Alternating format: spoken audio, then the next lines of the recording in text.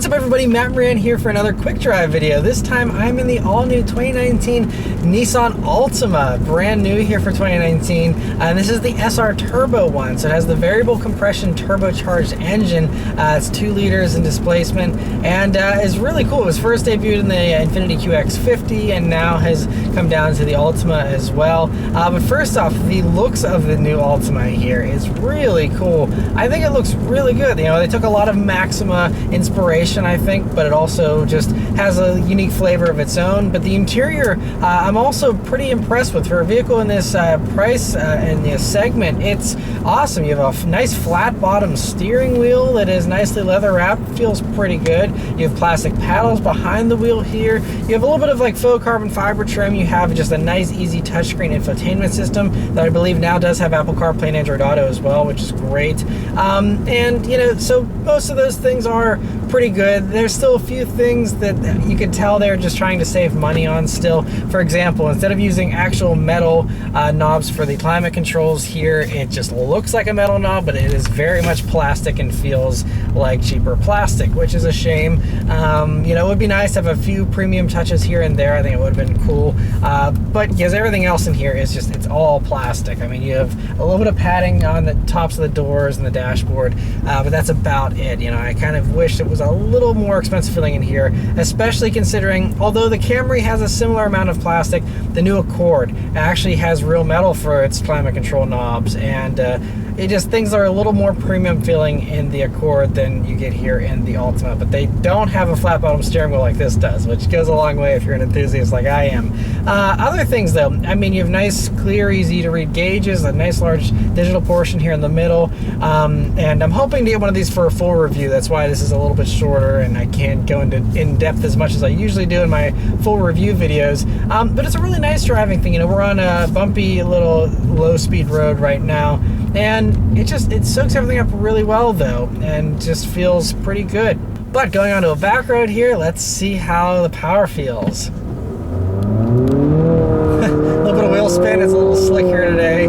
It's really struggling to put the power down. There we go, then it finally goes.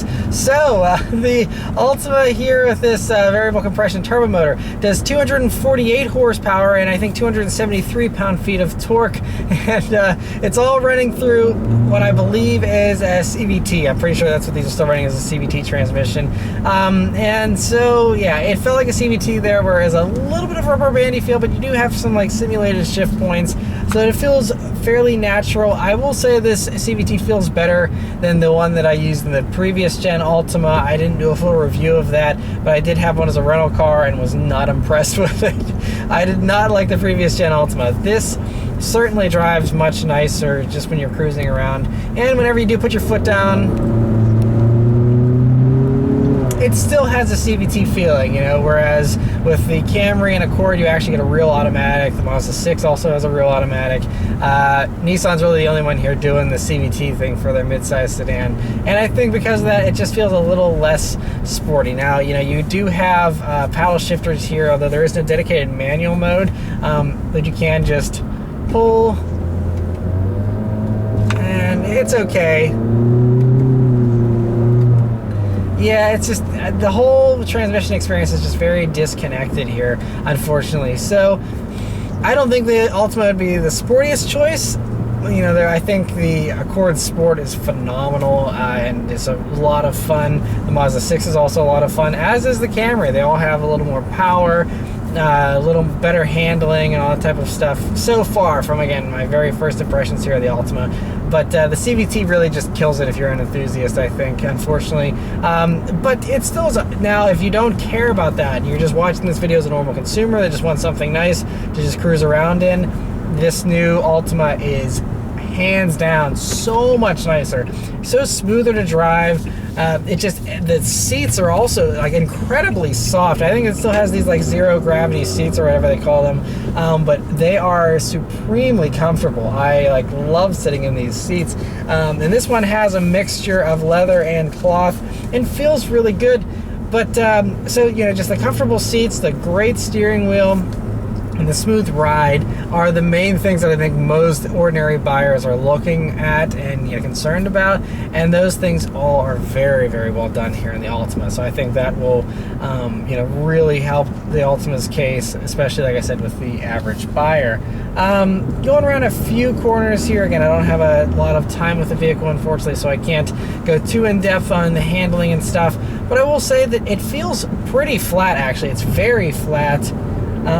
Feels nice and responsive. The steering's pretty quick, and everything feels very good as far as that goes. It's honestly, I think the CVT is the only thing I'm not liking, because the engine has a good amount of power, although it's hard to really judge since, again, like I said, the roads are a little bit slicker here, so we don't have an opportunity to put down all that power effortlessly. It is struggling for grip a little bit whenever I go full throttle, but that's good. It means you have a very torquey motor here with this new 2-liter turbo 4.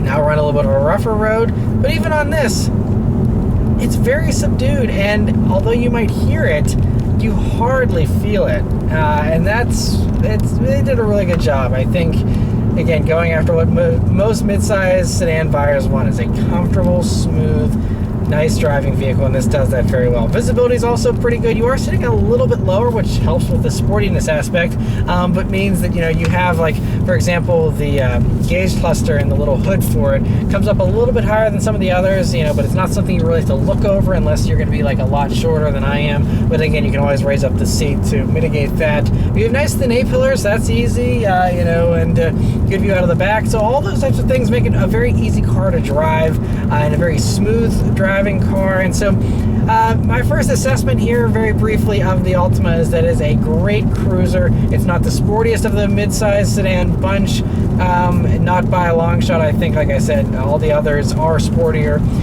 but if you just want something that's a great cruiser, I think this does that very, very well. So anyway, let me know your thoughts on the all-new Altima in the comments below. Thank you guys very much for watching. I'll see you next time. Take care.